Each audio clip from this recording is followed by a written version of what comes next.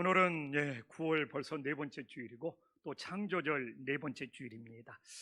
제가 지난주에 우리 아들하고 대화를 나누다가 이건 이렇다 이야기를 했는데 우리 아들이 아빠는 지금 가짜 뉴스를 말하고 있다는 거예요. 그리고 우리 아들이 팩트를 체크하더만 제가 너무 자연스럽게 말한 것이 가짜 뉴스로 밝혀졌어요. 그래서 내가 이렇게 살 수 있구나. 내가 그냥 인터넷이나 이렇게 또 돌아다니는 것을 그냥 보고 그 가짜 뉴스를 사실인 것처럼 말하고 다닐 수 있었구나. 만약 어제 우리 아들이 팩트를 체크해서 가짜 뉴스라는 것을 밝혀주지 않았으면 저는 앞으로 계속 그게 사실인 것처럼 실수를 하며 다녔을 거예요. 그래서 우리 아들이 저를 상당히 걱정한 눈으로 쳐다보는데 그럴 수밖에 없는 것이 저는 목사의 자리에 있잖아요. 오늘도 설교를 해야 되잖아요. 내가 정말 가짜 뉴스를 사실인 것처럼 떠들고 다닌다. 정말 얼마나 하나님의 영광을 가리겠어요. 근데 오늘 본문이 바로 이 팩트인지 이게 사실인지 정확히 체크해야 될 본문을 우리는 만났습니다. 그래서 오늘 제가 설교는 막 내 메시지를 전하는 것이 아니라 성경의 흐름을 따라가면서 정말 이 성경 말씀이 사실인지를 체크해 보고자 합니다. 한번 흐름을 볼까요? 오늘 30절에 보니까 에서가 사냥으로 간 기막히게 그 틈을 노려서 야곱이 아버지의 축복을 받았어요. 그리고 아버지의 축복을 다 받고 이 야곱이 떠나자 34절에 보니까 그 후에 에서가 돌아왔는데 이미 동생이 아버지의 축복을 다 받은 거예요. 그래서 에서가 대성통곡하면서 속임수로 자기의 축복을 빼앗아갔다고 합니다. 그래서 저는 정말 야곱이 속임수로 에서의 축복을 빼앗았느냐? 오늘 이 팩트를 체크해 보고 싶어요. 저는 이 본문을 볼 때마다 에서가 야곱에게 축복을 빼앗긴 측면도 있지만 정말 에서 스스로 자초한 것이 더 많다는 거예요.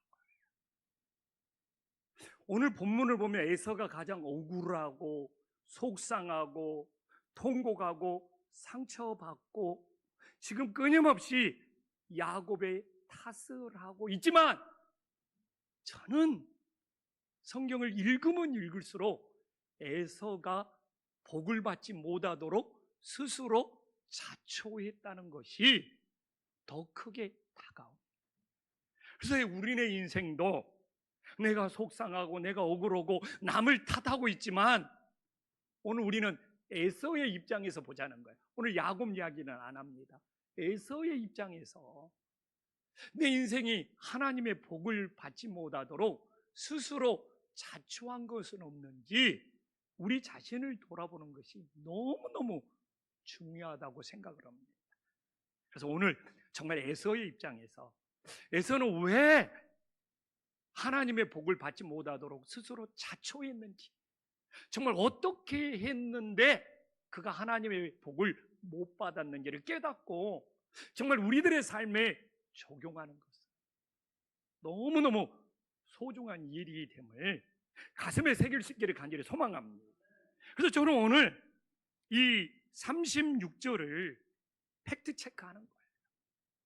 정말 에서가 두 번이나 속았냐? 처음에는 뭘로 나옵니까? 장자의 명분을 빼앗긴 것이 팩트인지를 체크해 봐야죠. 워낙 가짜 뉴스가 많이 돌아다니고 성경도 가짜 해석이 너무너무 많이 돌아다니고, 그런데 우리는 성경을 읽어보면 읽어볼수록 우리가 창세기 25장 31절과 32절에 보면 에서는 팥죽 한 그릇에 장자의 명분을 야곱에게, 동생에게 팔았다고 나옵니다. 그러면 창세기 25장 34절에 오늘 팩트 체크입니다. 하나님은 에서가 동생 야곱에게 속은 것이 아니라 뭘로 나옵니까? 장자의 명분을 에서 스스로 가볍게 여겼다고 나온 겁니다. 그래서 우리는 다들 야곱은 속이는 자다, 야곱은 속여서 형의 축복을 빼앗았다, 이렇게 기도하고 이렇게 말하는 것이 너무너무 많아요. 그러나 팩트를 체크해 보니 에서가 동생 야곱에게 속은 것이 아니라 장자의 명분을 가볍게, 이 가볍게 여겼다는 것을 히브리어로 찾아보면 멸시했다고 너무 정확히 나와요. 장자의 명분 정도야 우습게 생각하고 멸시를 했기 때문에 팥죽 한 그릇에 자기의 배를 채우기 위해서 장자의 명분을 멸시하고 팔아버린 거예요. 그런데 오늘 에서는 속상해서, 억울해서 정말 야곱의 탓을 하면서 막 속았다고 원통해서 대성통곡을 하고 있습니다. 근데 우리의 인생도 에서처럼 내 육신의 만족을 채우기 위해서 하나님의 일을, 하나님의 예배를 가볍게 여기고 멸시할 수 있다. 그냥 세상에서 내 힘든 문제가 생기면, 세상에서 내 먹고 사는 문제가 생기면 하나님의 일이, 하나님의 예배가 가볍게 여겨지고 정말 뒷전으로 밀리는 것이 얼마든지 우리의 삶에서 반복적으로 일어날 수 있다는 거예요. 내가 이렇게 세상에 문제가 많은데, 내가 이렇게 세상에 고민이 있는데, 내가 이렇게 세상에 먹고 사는 것 때문에 괴로워서 죽겠는데 하면서 하나님의 일이, 하나님의 예배는 에서처럼 가벼운 것이 되어버리고, 내 문제가 끝내야지, 내 어려움이 해결돼야지, 교회 가서 예배도 드릴 수 있는 거 아니냐고 하면서 하나님 아버지 앞에 예배하는 거나, 하나님께 우리가 맡은 직분이나 우리가 하나님을 섬기는 것이 정말 가벼운 일이 되고 뒷전이 되어버리는, 어떤 에서와 같은 삶이 끊임없이 반복되면서 내가 이렇게 예배 못 드리는 것이, 하나님의 일이 가벼워져 버리는 것이 이렇게 내 인생을 힘들게 한 누군가 때문이라고 에서처럼 남 탓을 할 수 있다는 것이죠. 그래서 우리는 힘든 일 당할 수 있고 고난을 만날 수 있어요. 그러나 하나님의 예배가 에서처럼 정말 내 이 육신의 만족, 세상의 만족을 채우기 위해서 정말 가볍게 여기고 뒷전으로 밀리는 그런 우를 범하지 않고 살아갈 수 있기를 간절히 소망합니다. 옆 사람하고 인사 한번 나누겠습니다. 하나님의 일이 최우선입니다. 예, 정말 하나님의 예배가 최우선이 돼야지 에서와 같은 믿음이 아니라는 것이죠. 또 하나 팩트 체크해 보겠습니다. 36절에 나왔지만 두 번째, 이제는 내 복을 빼앗았나이다. 이것도 팩트인지를 체크해 봐야죠. 정말 야곱이 에서의 복을 빼앗고 있는지.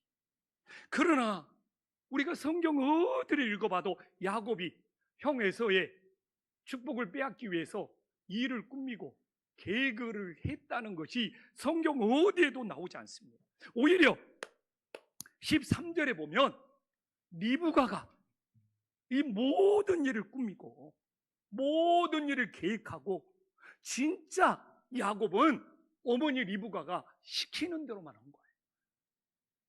나는 오늘 본문을 보면서 야곱이 왜 이렇게 아버지 이삭에게, 어머니 리브가에게 순종을 잘하는지, 어머니가 집을 떠나라 그러면 집을 떠나고, 어머니가 이방년인하고 결혼하지 말라 그러면 이방년인하고 결혼을 않고, 정말 야곱은 어머니 리브가가 시키는 대로만 했지, 야곱의 머릿속에서 계획을 짜고 꾸미고 막 음식을 장만하고 막 털을 몸에 묻히고, 이건 전부 리브가가 모든 일을 다 진행했음을 성경은 너무너무 분명히 보여주고 있어요. 이거 정말 재판을 걸어도 야곱은 정말 계획을 한 거거나 꾸미는 거거나 본인이 준비한 것이 하나도 없기 때문에, 어떻게 보면 저는 법적으로 따져도 야곱에게는 책임을 물을 수 없고,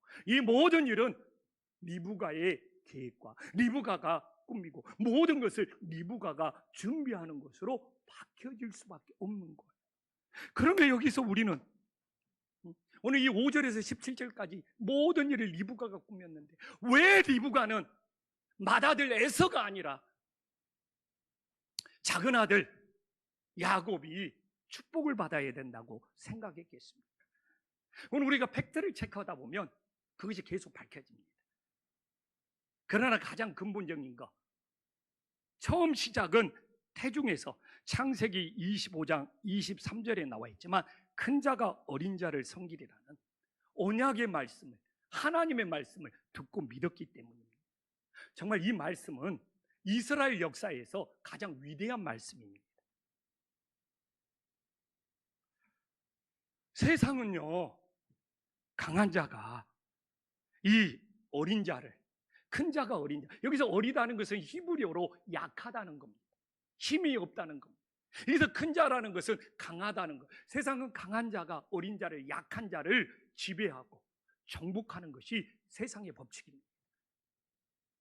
세상은 먼저 태어난 자가, 그 당시는 장자 우선이었고, 그 당시는 가부장문화, 아버지가 모든 것을 결정하는, 이게 세상의 법칙입니다. 근데 리브가는 너무나 세상의 법칙이 지배하는 세상 속에서 세상의 법칙을 따르는 것이 아니라, 이 믿음의 어머니 리브가는 과감히 언약의 법칙, 말씀의 법칙, 믿음의 법칙을 따르고 있는 걸 보여주고 있어요. 이스라엘 민족을 누가 세웠느냐? 저는 어머니 리브가가 세운 거예요. 이 말씀이 계속 이스라엘에게 영향력을 미치는 최고의 말씀이 됩니다. 이스라엘 백성들이 출애굽할 때 애굽은 큰 자, 강한 자, 힘센 자, 이스라엘은 약한 자, 힘없는 자, 어린 자. 그러나 리브가가 태중에서 들었던 말씀, 하나님이 함께 하신다. 이 이스라엘이, 히브리 백성이 어린 자, 힘없는 백성일지라, 이 애굽의 이 강한 자, 큰 자를 섬기는 것이 아니라 하나님이 우리와 함께 하신다면 그 큰 자 애굽이 이 작은 자 히브리 백성, 이 노예들을 섬기리라. 정말 이건 세상적인 생각으로는 가질 수 없는, 오직 정말 믿음의 사람만이 가질 수 있는 위대한 신앙 고백이 되는 거예요. 오늘날 우리 가정이 왜 무너지고 왜 이 교회가 무너지냐? 리브가 같은 어머니가 없는 거예요.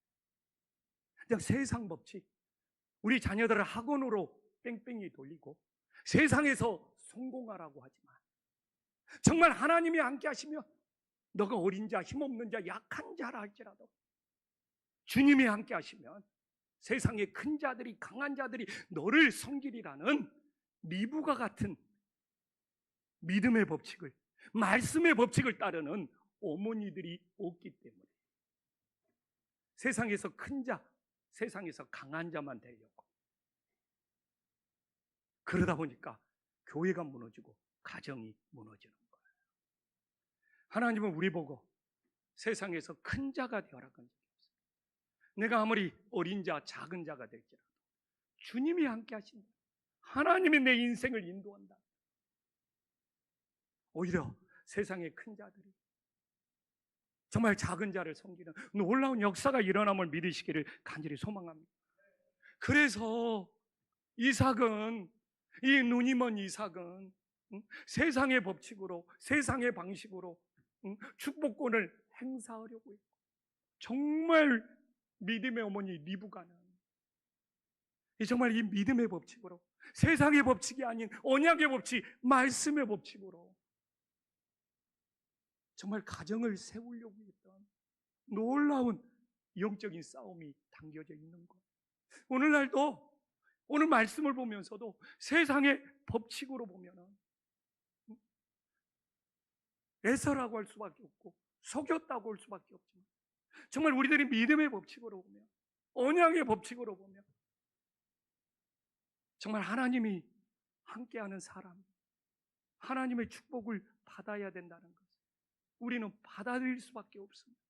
우리 가슴에 새길 수 있기를 간절히 소망합니다. 그럼 에서가 흘린 눈물의 의미는 어떤 의미입니까? 오늘 34절, 38절, 나는 에서가 이렇게 대성통곡하고 크게 울어본 적이 없어요. 그러나 저는 분명히 말합니다. 이 에서의 눈물은 악어의 눈물이다. 위선적인 눈물이다. 우리는 왜 악어의 눈물을 위선적인 눈물이라고 합니까? 악어가 사냥을 해서 음식을 삼킬 때 그 음식을 한 번에 집어넣기 위하여 수분을 섭취합니다. 그러면 수분을 잔뜩 섭취하다 보면 그 수분이 눈으로도 나오고 코로도 나와요. 그때 악어의 눈에서 이게 나오는 물을 악어의 눈물이라고 그래요. 그래서 악어의 눈물은 자신의 만족을 채우기 위해서, 자신의 욕심을 채우기 위해서 흘리는 눈물이 악어의 눈물이 되는 거지. 잡아먹는 이 짐승이 불쌍해서 흘리는 눈물이 아니라 이 음식을 한 번에 내가 다 먹어야 되는데, 그래서 넘기려면 수분이 필요해. 수분을 입속에 잔뜩 집어넣다 보니까 그게 눈으로도 나오는 거예요. 그래서 생긴 말이 악어의 눈물이. 나는 에서의 눈물이 자신의 욕심을 채우려고 하는, 자신의 만족을 채우려고 하는 정말 악어의 눈물이고 위선의 눈물이라는 거예요. 우리는 정말 신앙생활하면서 오늘도 세상에 내 만족, 세상에 내 욕심을 채우지 못했다고 흘리는 눈물이 아니라 정말 회개의 눈물, 용서의 눈물을 흘릴 수 있는 믿음의 자녀들이 될 수 있기를 간절히 소망합니다. 에서 봐보십시오. 내가 상처받았네, 내가 속았네.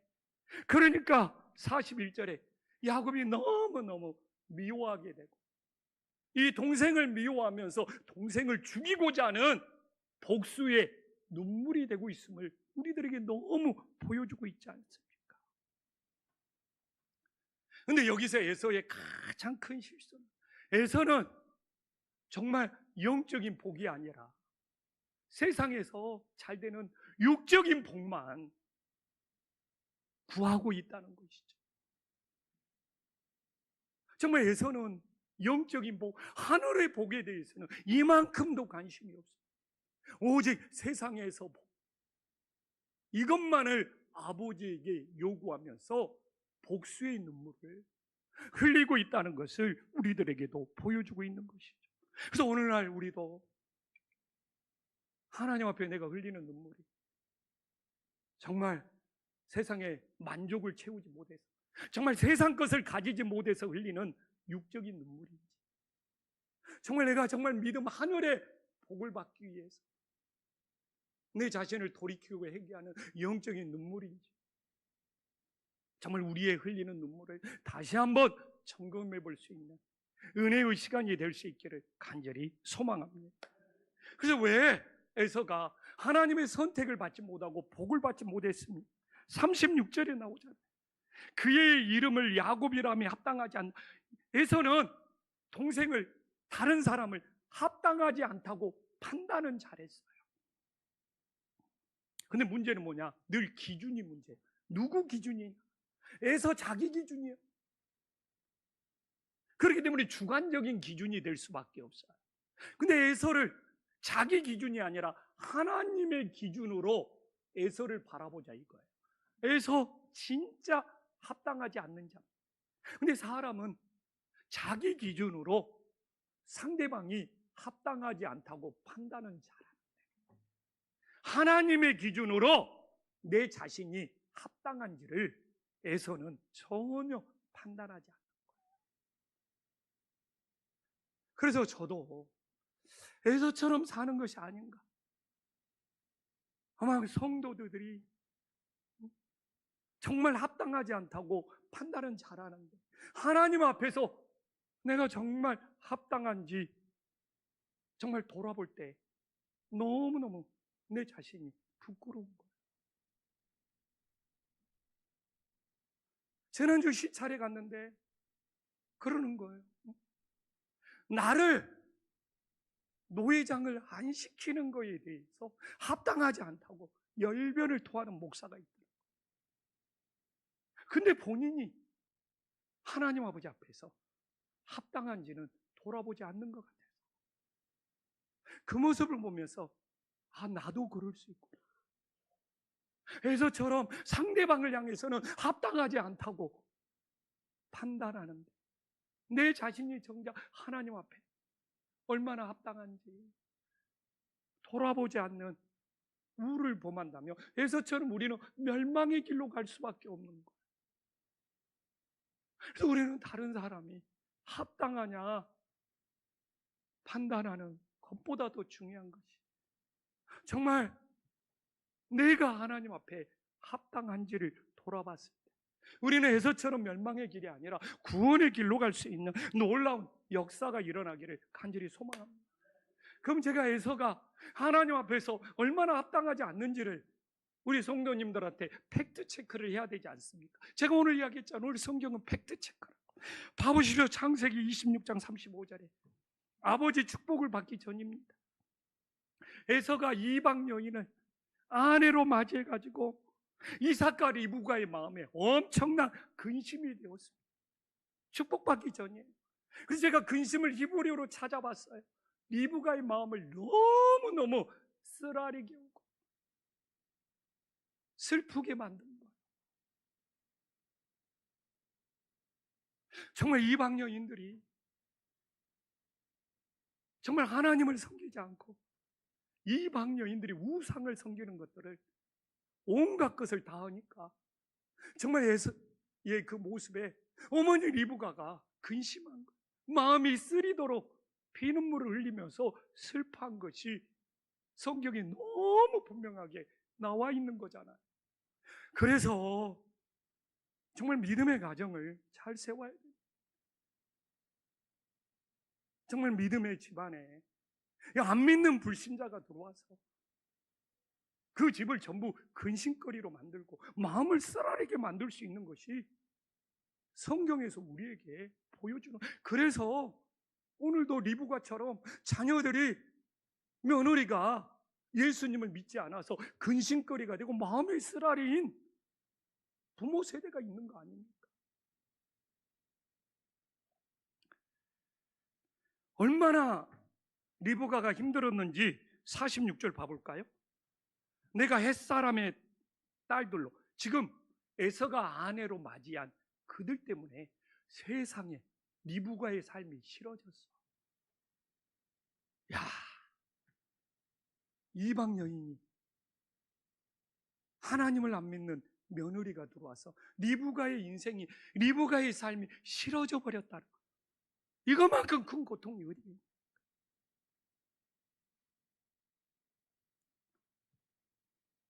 오늘날 정말 근데 에서는 봐보십시오. 너무 뻔뻔하지 않아요?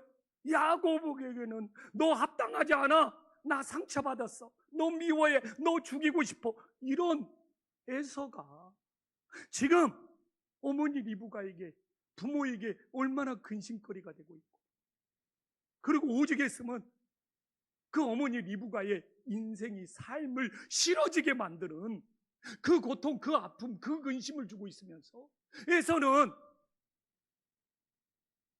나는 피해자야. 나 상처받았어. 야곱, 너 너무 미워.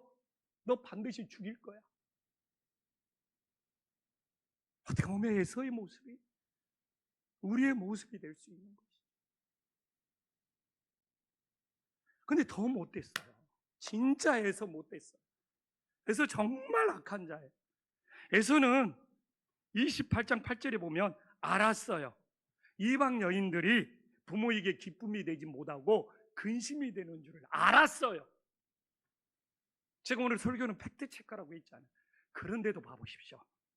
28장 9절에 더 못된 이스마엘 딸들을, 이스마엘 자손들을 에서는 가서 아내로 맞이합니다. 세상에 이룰 수 있습니까? 지금 이방 여인들 때문에, 아내로 맞이한 것 때문에 근심이 되어서 그렇게 리브가의 삶이 싫어질 만큼 고통이었는데, 그걸 다 알고도 고의적으로, 의도적으로 더 못된 이방 여인, 그것도 이스마엘 딸들을, 야, 이렇게 아내로 맞이해서 큰 근심과 고통을 주고 있는데, 야곱이 속였다고, 야곱이 에서의 축복을 빼앗았다고 우리가 두둔할 수 있냐?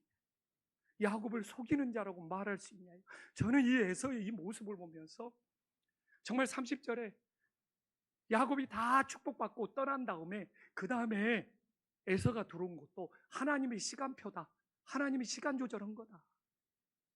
그러지 않냐면 그럴 수가 없다. 아니, 에서가 좀이라도 빨리 왔어 봐요. 칼부림 나고 그 자리에서 야곱 죽었어요. 근데 다 끝나고 다 떠나고 다 피할 수 있는 다음에 나는 이 에서의 이 모습을 보면서, 그때 에서가 도착한 것도 이 30절의 말씀도 하나님의 개입이고 저는 하나님의 섭리라고 믿는 사람입니다. 정말 저는 인생이라는 것이 빼앗길 수도 있지만, 저는 에서의 모습을 보며 스스로 자초한 것이다. 본인이 하나님의 선택을 받지 못하고 하나님의 복을 받지 못하도록, 저는 성경을 보면 볼수록 에서가 스스로 자초한 것이다. 이게 팩트 체크예요. 아니, 어떻게 알고도 내 삶이 싫어졌다는 것은 죽고 싶다는 거예요. 그런 줄 알고도 더 우상숭배를 심각하게 하는 이스마엘 딸들을 아내로 맞이해서 데려오는 그 에서의 신보. 이래도 에서가 축복을 빼앗겼냐고요. 정말 스스로 자초한 거죠. 그래서 저는 오늘 말씀을 보면서 우리가 누군가에게 근심이 되고, 누군가의 삶을 싫어지게 만들고, 누군가에게 하나님이 싫어지게 만들고, 누군가에게 교회가 싫어지게 만드는 에서와 같은 인생이 되지 않습니까? 되면 안 되지 않습니까? 그래서 떠오르는 하나님의 말씀이 스바냐 3장 17절. 저는 요한복음 3장 16절이 가장 좋고, 그 다음으로 좋아하는 말씀이 이 스바냐 3장 17절입니다. 너무 좋아요. 이 말씀을 읽으면, 묵상하면, 암송하면 마음이 편해져요. 우리 다 함께 한번 읽어보겠습니다. 시작. 너의 하나님 여호와가 너희 가운데 계시니 그는 구원을 베푸실 전능자시라. 그가 너로 말미암아 기쁨을 이기지 못하시며 너를 잠잠히 사랑하시며 너로 말미암아 즐거이 부르며 기뻐하시리. 야, 여기 나오잖아요. 하나님이, 내가 작은 자일지라도, 내가 어린 자일지라도 여호와 하나님이 우리 가운데 계시고, 그분이 구원을 베풀 전능자. 하나님이 나를 보는데 나로 말미암아 기쁨을 이기지 못한대요. 야, 그냥 생각만 해도 마음이 평안해. 우리 부모님들은 좀 알 수 있어. 내 자녀, 그냥 내 손주를 보면은 막 기쁨을 이기지 못해. 고개를 끄덕끄덕한 분들이 몇 분 있네. 그리고 그런 말을 많이 해. 내 자녀 때는 몰랐는데 막 손주들을 보면서는 보기만 해도 막 기쁨을 이기지 못하는 그런 할아버지 할머니들 있지 않습니까? 안 그렇습니까? 주님이 나를 바라봤어요. 내가 기쁨을 이기지 못하는 존재인가? 근데 제가 이제 말씀을 마무리하면서 결론을 내리는데, 그렇게 묵상이 된 것 보면서 충격받았어요. 교회를 개척하고 목회하면서 혹시 24년 동안 성도들 중에 나에게 근심을 줘서 내 목회를 싫어지게 만든 사람은 없었는가? 솔직히 처음에 이게 묵상되더라고요. 내가 교회를 개척하고 20년이 넘도록 목회하면서 정말 나에게 목회에 근심을 줘서 내 삶을 싫어지게 하고 내 목회를 싫어지게 만든 사람은 없었는가? 아니, 무조건 이게 먼저 묵상이 되는 거예요. 그래서 이러면 내가 에서와 다를 바가 뭐가 있냐? 내 기준으로 판단하는 에서의 모습이 여전히 내 안에 있구나. 에서와 내가 다를 바가 없다는 찔림이 막 오는 거예요. 본능적으로 이렇게 나오는 거나. 에서가 그렇잖아요. 상대방이 야곱이 합당치 않다고 판단하고 자기가 상처받고 막 야곱을 미워하고 죽이고 싶다고, 그러나 자신이 합당하지 못하여 리브가에게 상처와 근심을 주고 그녀의 삶을 싫어지게 만드는 것에 대해서는 전혀 돌아보지 않는, 그게 지금 36절에 나오고 있는 거잖아요. 야, 내가 에서, 인간이 이렇게 자기 중심적이에요. 내가 받은 상처와 근심만 생각하고 아이고 힘들어, 자기가 힘들어. 그러나 내가 남에게 얼마나 상처와 근심을 주고 있는지 전혀 돌아보지 않는 것이 오늘 에서를 보니까 우리의 모습이더라 이거죠. 그래서 다시 묵상했어요. 내가 지금까지 목회하면서 내가 혹시 교인들에게 근심을 주고 상처를 준 것은 없는지, 그래도 교회를 싫어지게 만들고 하나님을 싫어지게 만든 내 모습은 없는지 돌아봐서요. 이게 맞는 묵상입니다. 전 두려워요. 나의 모습이, 나의 행동이, 나의 말이 우리 아들을, 우리 딸을 교회를 싫어지게 만들고 주님을 싫어지게 만들까 두려워요. 앞으로 내가 목회하면서 제일 기도해야 될 제목이 나의 교회에서의 모습이 우리 성도님들에게 주님을 싫어지게 만들고 교회를 싫어지게 만들고. 근데 이 말씀을 가지고 처음 묵상했을 때 누가 나에게 근심과 상처를 주지 않았나, 이것부터 먼저 묵상하는 내 자신의 모습을 봅니다. 정말 자기 중심적이다, 이기적이다. 바로 내가 에서구나. 내가 진짜 묵상해야 될 것은 지금 나의 말과 행동, 나의 모습, 나의 모든 것이 우리 가족들에게, 우리 성도들에게 근심거리가 되고 정말 교회를 싫어지게 만들고 주님을 싫어지게 만드는 것에 대해서 정말 깨어서 기도해야 되는 것이 더 중요합니다. 이렇게 인간은 자기가 받은 상처밖에 모르고 내가 누군가에게 근심을 주고 상처를 줬다는 거예요. 근데요, 심리학 책을 봐도 상처받은 피해자가 또 다른 사람에게 상처를 주는 가해자가 되는 것이 필연이에요. 내 안에 상처를 받았다는 이 상처가 누군가에게는 가시가 되어서, 그 상처가 가시가 되어서 누군가에게는 가해자가 된다는 것이 상담의 교과서예요. 내 안에 상처가 있다는 것은 그 상처는 가시 노릇으로 그런 거고, 내 안에 있는 상처가 누군가에게 상처를 주는 가해자가 된다는 것이 상담의 정석입니다.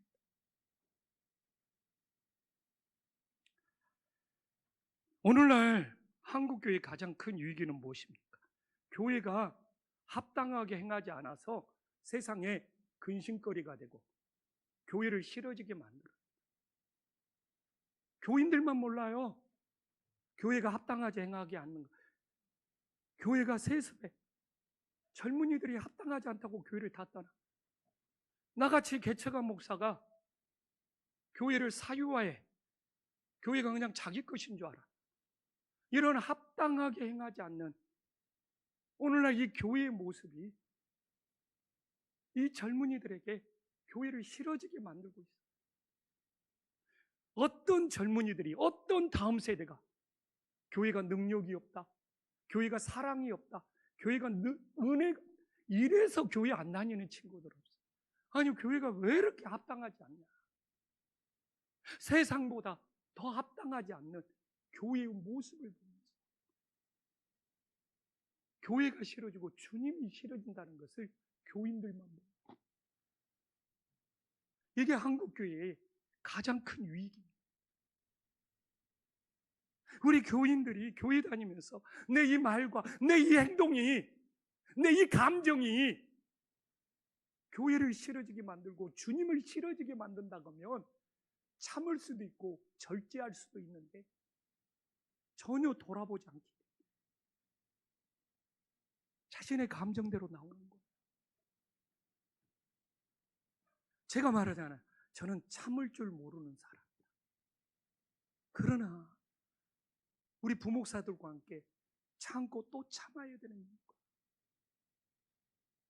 나의 참지 못한 모습이 주님을 싫어지게 만들고 교회를 싫어지게 만들 수 있어요.